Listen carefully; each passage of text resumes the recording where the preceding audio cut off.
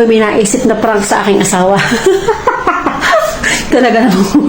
Kami yung mga babae ay gusto din naman ho namin na magkaroon ng mga chocolates at bulaklak pagka Valentine's ay bigay ho itong aking asawa ay ito ho ay hindi masyadong sweet pero ho, ramdam ko na mahal niya ako ay hindi ho siya sweet kaya ako ang magpaprank sa kanya. Ito ho ako'y bumili ng garlic kahapon. Yan. Chocolate ho at saka isang bulaklak ay binili ko ho kahapon. Sabi ko yung aking ipaprank. Wala ho kaalam-alam talagang prank ng prank aray. Ay hindi ko alam kung ano magiging reaction. Ganun ho ang mangyayari Hindi ako pupunta ho doon. Kasabot ko ang aking anak. Yan. Kasabot ho siya magbibideo.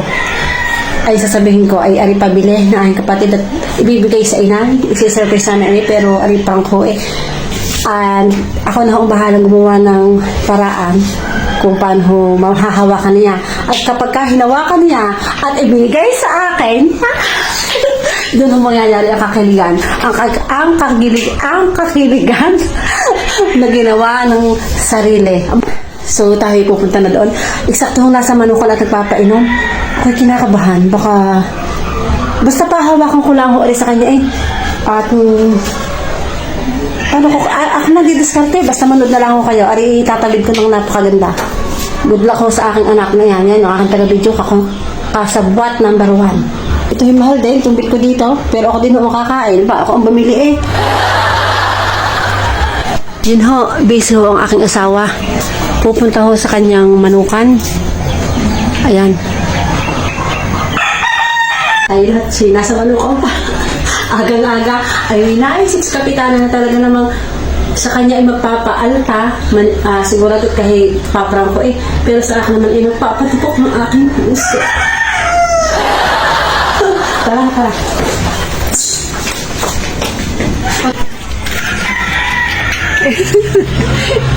Tama.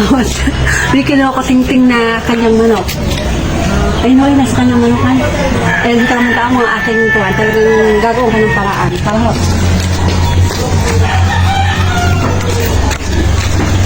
Sana huwag akong mapatwa.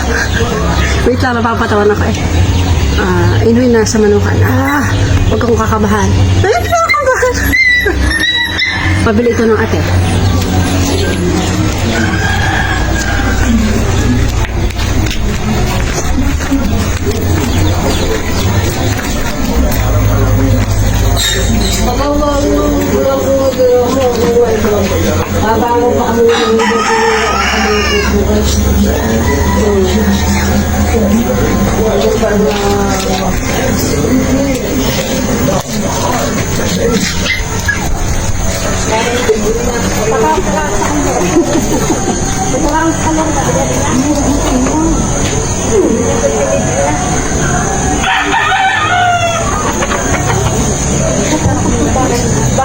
Bili ho ng ate.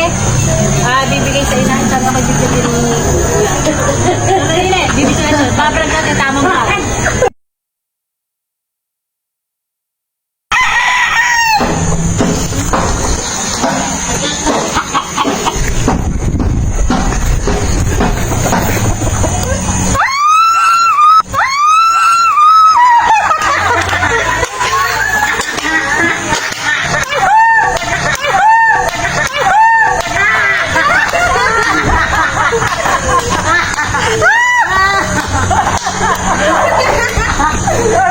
Malaman sa'yo ang lahat, huwag kang mangamba.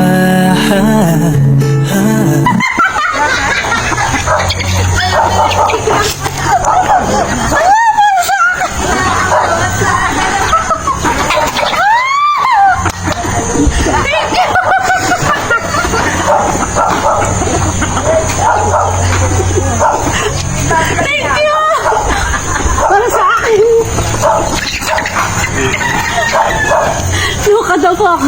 Tagumpay ang ating prank. Salamat sa sarili ko na nag-effort para regaluhan ang sarili ko, ha?